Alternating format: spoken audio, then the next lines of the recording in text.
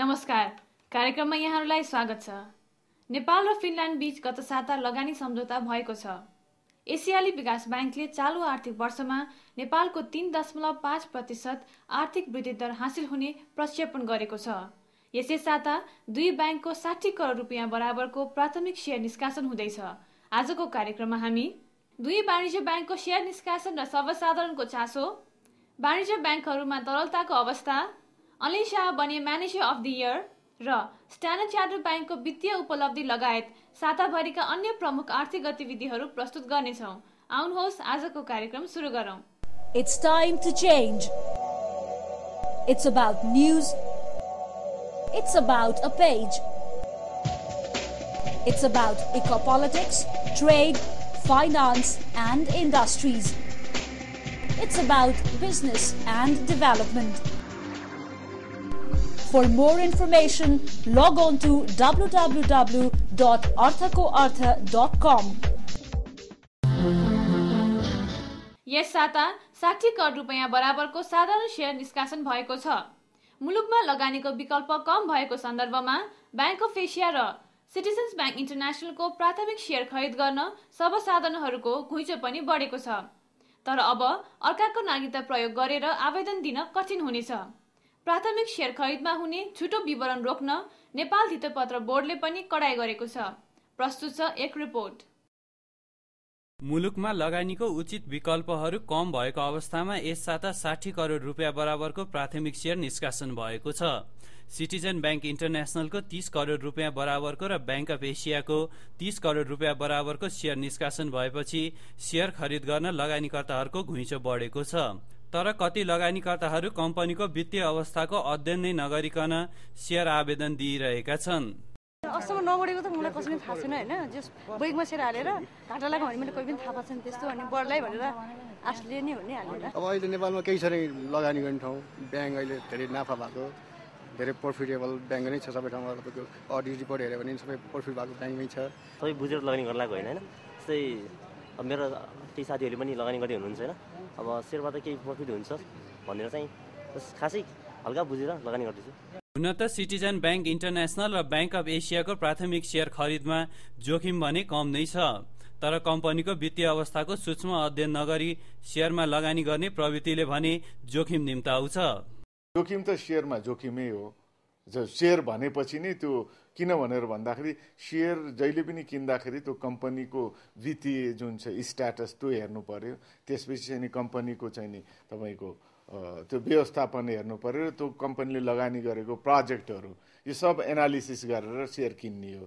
त्यस कारणले गर्दाखेरि एनालिसिस गरेर राम्रोसँग किन्यो भने कम जोखिम र एनालिसिस नगरिकन किन्यो भने चाहिँ नि बढी जोखिम। त्यस कारणले गर्दा विश्लेषण नगरिकन शेयर किन्नु हुँदैन। यता प्राथमिक शेयरको लागि रकमको जोग गर्न लगानीकर्ताहरू सहकारी संस्था धाउन थालेका छन्। नेपाल राष्ट्र ब्याङ्कले ब्याङ्क तथा फाइनान्स कम्पनीहरूले प्राथमिक शेयर आवेदनका लागि कर्जा प्रवाह गर्न रोक लगाएपछि लगानीकर्ताहरू सहकारी संस्थाबाट पुँजीको जोग गरिरहेका छन्। यता नेपाल धितोपत्र बोर्डले पनि अर्काको नागरिकता प्रयोग गरेर लगानी गर्ने प्रवृत्तिलाई निरुत्साहित गर्न आवेदकको ब्याङ्क तथा वित्तीय संस्थामा रहेको खाता नम्बर खुलाउनु पर्ने व्यवस्था गरेको छ। ब्याङ्क अकाउन्ट थ्रु मात्र भनौँ न किनबेच गर्न पाउँछ भन्ने चाहिँ व्यवस्था भएको छ हैन। त्यसले गर्दाखेरि तपाईँले ब्याङ्क खाता नखोलिकन शेयरमा लगानी गर्न पाउनुहुन्न भनेपछि अब ब्याङ्क खाता खोल्नको लागि त अर्काको नागरिकता दुरुपयोग गर्ने भन्ने हुँदैन। किनभने राष्ट्र ब्याङ्कको नर्म्स अनुसार केवाइसी नर्म्स भनेर भन्छौँ होइन, नो योर क्लाइन्ट नथपाइकन चाहिँ नि ब्याङ्क अकाउन्ट ओपन हुँदैन।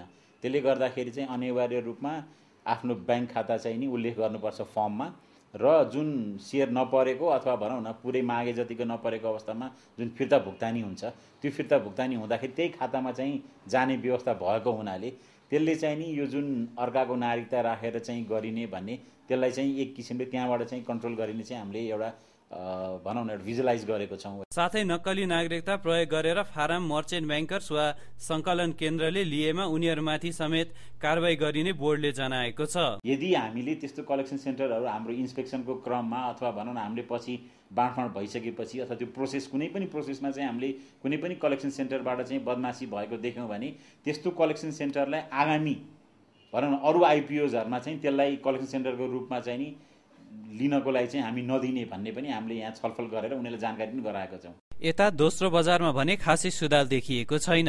विश्व आर्थिक मन्दीको मनोवैज्ञानिक प्रभाव र पुँजीगत लाभ करको दरमा वृद्धिबाट नै ओह्रालो लाग्न थालेको शेयर बजारमा सरकारले 20 लाख भन्दा बढीको शेयर खरिदकर्ताको नाम संकलन गर्न थालेपछि बजारमा थप अन्यल बढेको छ।